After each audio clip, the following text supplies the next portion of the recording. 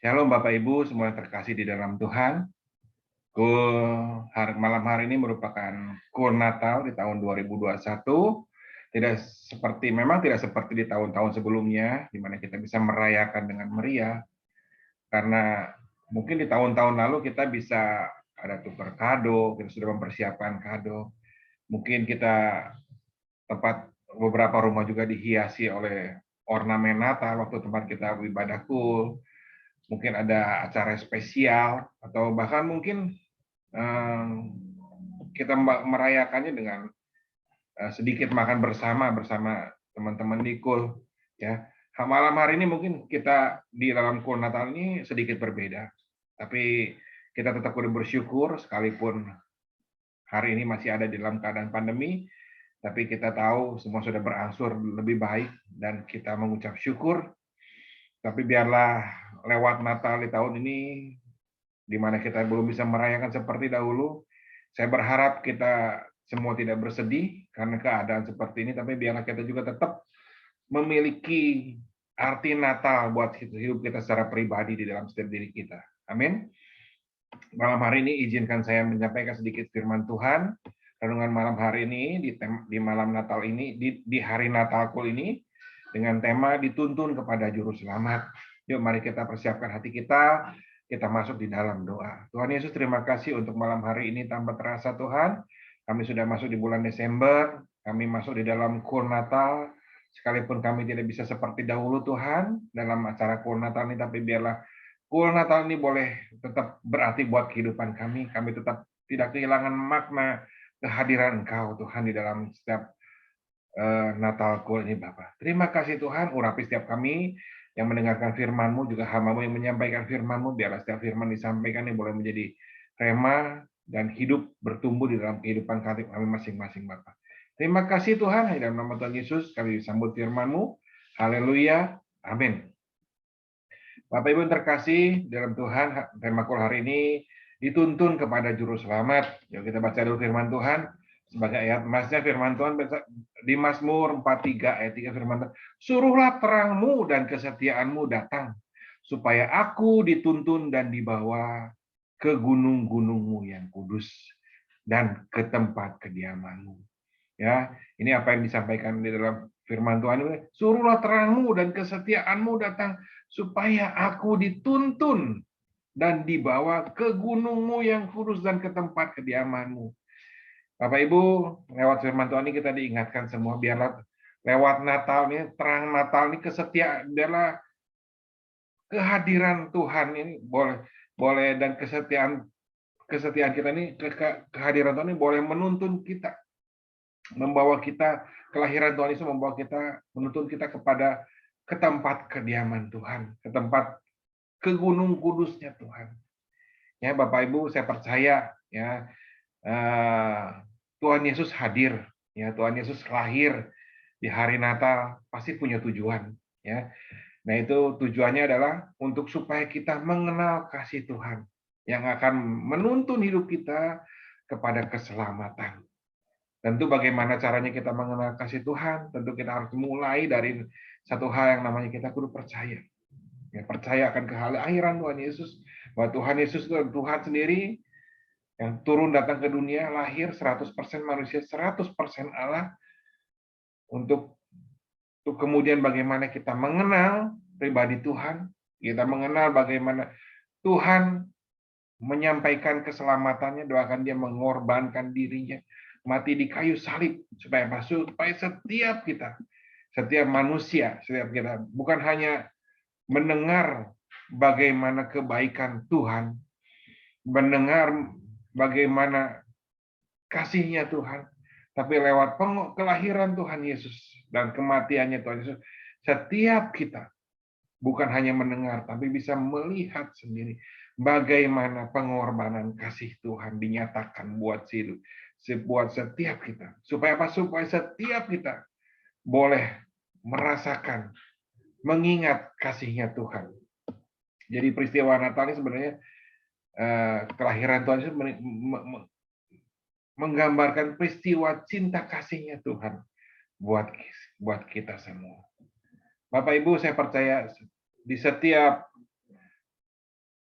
kehadiran Tuhan di setiap Natal, setiap tahunnya bagi kita, mungkin yang kita rayakan setiap tahun, mungkin seringkali kita maknai seperti hal yang biasa saja. Ya, seringkali kita memaknai hal itu seperti biasa aja Natal. Ya, padahal di dalam proses kelahiran Tuhan Yesus itu merupakan saya percaya itu adalah sebuah anugerah buat kita semua. Ya, proses kelahiran Tuhan Yesus buat kita adalah sebuah proses anugerah buat kita semua. Kenapa? Karena tentu tidak akan terjadi proses keselamatan. Bagaimana Tuhan Yesus mati di kayu salib menanggung dosa kita tanpa adanya namanya proses kelahiran Tuhan Yesus sendiri. Saya sangat percaya, ya, biarlah melalui proses kelahiran Tuhan Yesus ini yang dimana Tuhan Yesus juga sebagai Tuhan dan juga sebagai manusia 100% saat itu punya tujuan agar setiap kita boleh merasakan dengan benar, melihat, merasakan dengan realita yang real pengorbanan Tuhan sebagai gambaran kasih Allah buat kita. Amin. Biarlah lewat peristiwa Natal, peristiwa kelahiran Tuhan Yesus sebagai Tuhan dan Juru Selamat, ini boleh menjadi momen, menjadi satu pengalaman spiritual buat setiap kita, anak-anak Tuhan, untuk menuju kepada satu pengenalan akan keselamatan kita, pengenalan akan Tuhan kita. Ya, hari ini saya percaya di dalam peristiwa Natal kelahiran Tuhan Yesus sebagai Tuhan dan Juru Selamat, selalu ada banyak makna. Dan hari ini ada beberapa peristiwa yang mungkin akan mengingatkan kita, ya, karena punya makna di dalam proses kelahiran Tuhan Yesus ini sendiri. Ya, yang pertama saya mau bagikan mengenai peristiwa bintang di Bethlehem. Ya, kelahiran Sang Juru Selamat ditandai dengan bintang timur. Ya, yang dimana itu merupakan penggenapan dari nubuatan seperti apa yang diperkatakan oleh Bileam di dalam kitab Bilangan. Ya, bintang timur, bintang Yakub bilangnya. Ya, kita baca Matius 2 ayat 2 firman Tuhan, dan bertanya-tanyalah di manakah dia raja orang yang Yahudi yang baru dilahirkan itu. Kami telah melihat bintangnya di timur dan kami datang untuk menyembah dia.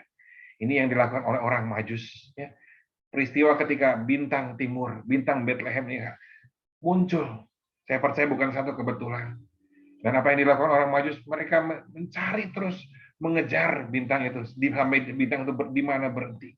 Ya, saya percaya bukan hal yang mudah. Karena mungkin bintang hanya bisa dilihat di malam hari. Ketika siang hari mungkin nggak kelihatan. Tapi orang Majus itu tetap datang, mencari.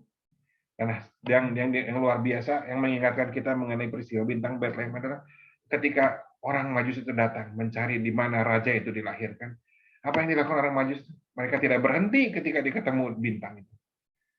Mereka tidak berhenti ketika dia menemukan Sang Juru Selamat yang lahir. Tapi apa yang dilakukan oleh orang Majus itu, dia datang untuk menyembah kepada Sang Juru Selamat, Raja di atas segala raja.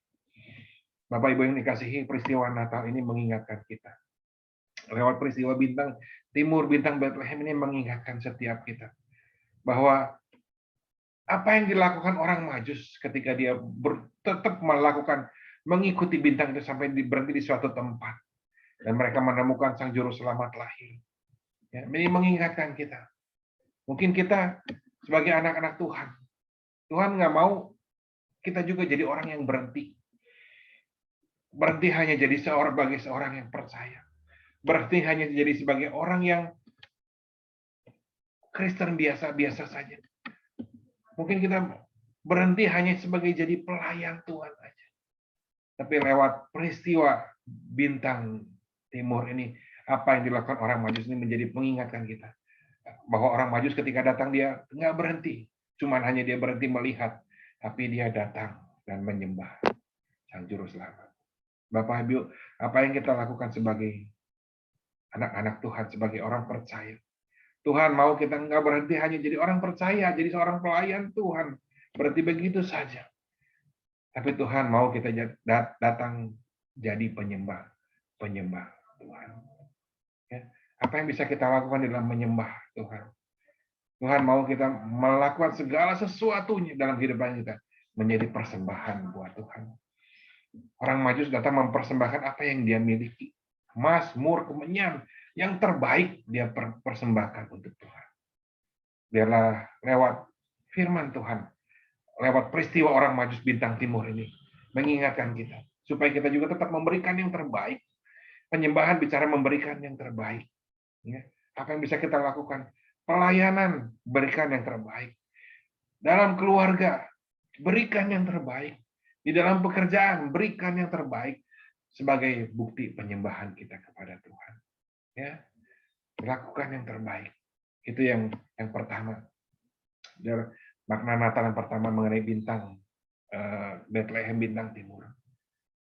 Datang jadi penyembah. Lewat apa yang kita miliki, yang terbaik yang kita miliki. Ya. Terus yang kedua, peristiwa yang terjadi di waktu ketika Natal ini sebenarnya ketika di masa yang sulit, ya. Sekalipun membawa kabar dan sukacita, tapi kejadian Natal ini terjadi di masa yang sulit. Di Alkitab dicatat bahwa ketika itu Herodes mencari setiap anak laki-laki yang lahir untuk dicari dan dibunuh. Ya. Natal pertama mungkin membawa sukacita, membawa mujizat, tapi hadir di dalam masa yang sulit.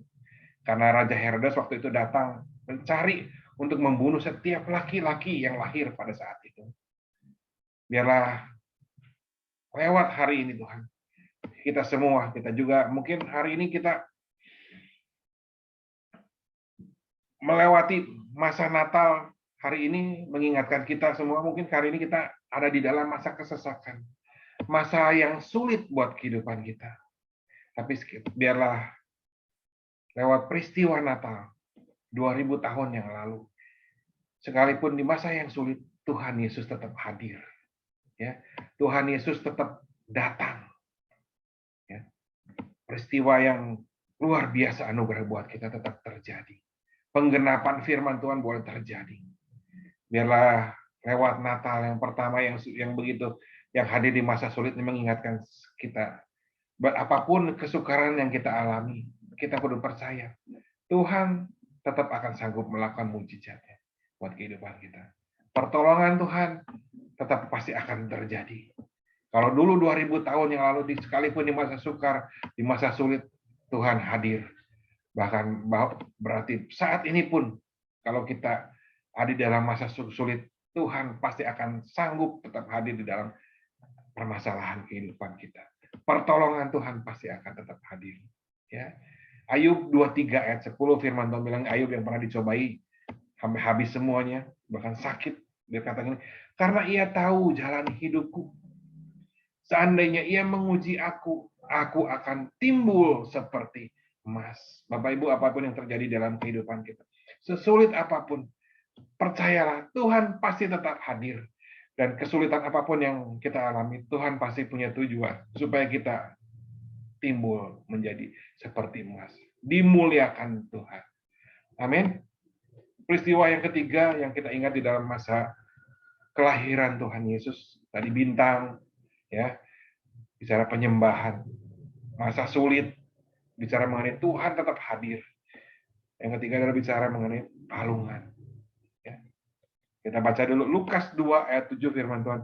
Dan ia melahirkan seorang anak laki-laki. Anaknya yang sulung lalu dibungkusnya dengan lampin dan dibaringkan di dalam palungan. Karena tidak ada tempat bagi mereka di rumah penginapan. Bapak Ibu, kita tahu peristiwa kelahiran Tuhan Yesus. Tuhan Yesus lahir di kandang domba. Dia ditempatkan di sebuah tempat yang namanya palungan. Tempat makan domba. Tempat makan domba. Peristiwa ini mengingatkan kepada kita semua. Sebuah peristiwa yang sebenarnya nggak layak, di mana seorang raja lahir, tapi dia lahir di kandang domba dan ditempatkan di tempat yang namanya palungan, sebuah tempat yang nggak layak. Padahal orang Majus datang menyembah dia, membawa mur, emas, dan kemenyan. Ya, seorang raja harusnya dihormati. Tapi apa yang terjadi? Dia lahir di palungan. Palungan ini menggambarkan suatu tempat yang nggak layak. Mungkin palungan ini menggambarkan diri kita. Siapakah diri kita sebenarnya sebelumnya? Kita ada sebagai manusia, sebenarnya kita nggak layak. Tetapi ketika Tuhan, kita mau buka hati kita. Ketika Tuhan mau hidup di dalam hati kita, dalam diri kita, maka Tuhan akan membuat kita menjadi layak di hadapan Tuhan. Sama seperti sebuah palungan. Nggak layak, tempat yang nggak layak, tapi menjadi sebuah tempat yang mulia. Yang ketika Tuhan boleh hadir di palungan itu. Demikian dengan hidup kita. Kita penuh dosa. Tapi ketika kita minta ampun, minta Tuhan hadir di dalam hati kita, tinggal di dalam hati kita, menguasai hidup kita, bahwa kita menjadi tempat yang layak. Ya, tempat yang berarti. Palungan bukan tempat yang berarti, tapi ketika Kristus hadir, tinggal di palungan itu, tidur di palungan, menjadi tempat yang berharga dan berarti. Demikian juga kita. Kita jadi berharga di mata Tuhan. Ada satu firman Tuhan yang mungkin kita sering dengar ketika di dalam kematian, di acara penghiburan. Berharga kematian setiap orang yang dikasihinya. Bapak Ibu, ketika kita boleh menerima Tuhan sebagai Tuhan dan Juru Selamat, ketika kita boleh menerima Tuhan Yesus di dalam hidup kita, maka kita akan menjadi orang yang dikasihinya. Bahkan firman Tuhan yang dibilang, berharga kematian setiap orang yang dikasihinya. Bahkan sampai ketika nama kita dipanggil oleh Tuhan, Tuhan akan menilai kita sebagai sesuatu yang berharga di hadapan Tuhan. Dan saya percaya sesuatu yang berharga tidak akan ditempatkan di tempat yang tidak berharga. Sesuatu yang berharga akan Tuhan tempatkan di tempat yang berharga. Bapak Ibu, lewat Natal Kul hari ini biarlah kita sama-sama diingatkan kembali. Kita sama-sama dikuatkan kembali. Sekalipun kita ada di dalam keadaan yang nggak baik. Yang pertama kita kudu tetap jadi penyembah-penyembah Tuhan. Kita nggak berhenti. Tapi kita harus tetap hidup kita tetap bukan hanya berhenti jadi orang Kristen. Hanya berhenti jadi sebagai seorang pelayan Tuhan. Tapi kita harus tetap jadi bukan hanya seorang Kristen, tapi kita seorang pelayan, tapi kita harus jadi seorang penyembah. Penyembah Tuhan yang menyembah Tuhan di dalam hidup kita. Di dalam setiap aspek kehidupan kita. Melakukan yang terbaik di dalam setiap aspek kehidupan kita, bicara penyembahan, pekerjaan, usaha, pelayanan, perkataan, perbuatan, yang semua yang terbaik. Karena orang Majus pun mempersembahkan yang terbaik sebagai penyembahan. Yang kedua, kita diingatkan juga tuh bahwa sekalipun ada di dalam masa sulit, Tuhan Yesus lahir, bahwa Tuhan Yesus tetap ada. Ya, biarlah kita pun yang hari ini mengalami masa sulit apapun, jangan pernah putus asa. Tuhan Yesus pasti akan tetap hadir, ada di tengah-tengah kehidupan kita. Amin. Yang ketiga, kita perlu ingat bahwa Tuhan menjadikan kita berharga di mata Tuhan. Ya, Tuhan menjadikan kita berharga di mata Tuhan. Sama seperti palungan yang dulunya nggak ada harganya, tetapi ketika kita menerima Tuhan sebagai Tuhan dan Juru Selamat, kita jadi berharga di mata Tuhan. Palungan juga sama, ketika dia menerima Tuhan, menjadikan tempat buat Tuhan tinggal, dia jadi berharga di mata Tuhan. Dan saya percaya yang berharga, Tuhan akan tempatkan di tempat yang berharga. Amin. Yuk kita tutup dalam doa. Tuhan Yesus, terima kasih untuk malam hari ini kami diingatkan sama-sama Bapak, untuk kami tetap memiliki makna Natal yang sesungguhnya dalam kehidupan kita. Kami Tuhan, di mana Engkau datang hadir untuk menyelamatkan setiap kita semua Bapak. Terima kasih Tuhan. Terima kasih. Terima kasih. Biarlah setiap kami boleh menjadi penyembah-penyembah yang benar. Biarlah setiap kami boleh tetap percaya bahwa di tengah kesulitan apapun kami tetap percaya Engkau hadir. Biarlah setiap kami Tuhan boleh menjadi berharga di mata Tuhan. Karena kami tahu Tuhan, kami nggak ada apa-apanya. Tapi ketika Engkau Tuhan hadir di dalam hati kami, ketika kami membuka hati kami, menerima Engkau sebagai Tuhan dan Juru Selamat, maka kami dijadikan berharga di mata Tuhan. Terima kasih Tuhan untuk malam hari ini. Biarlah renungan malam Natal hari ini Bapak, sekalipun singkat, itu boleh mengingatkan setiap kami. Betapa Engkau baik buat kami Bapak. Betapa Engkau sudah luar biasa hadir buat kami Bapak. Bagian kami, biarlah kami boleh lakukan yang terbaik. Kau sudah menunjukkan kasih-Mu yang luar biasa buat kami. Biarlah kami juga boleh menunjukkan kasih kami lewat segala perbuatan tingkah laku kami yang terbaik kepada Engkau Bapak. Terima kasih Tuhan. Berkati setiap anak-anak-Mu yang hadir di dalam call hari ini, Bapak, sekalipun secara online. Yang sakit Kau sembuhkan di dalam nama Tuhan Yesus. Terima kesembuhan di dalam nama Tuhan Yesus. Terima kesembuhan di dalam nama Tuhan Yesus. Apapun sakit menjadi sembuh di dalam nama Tuhan Yesus.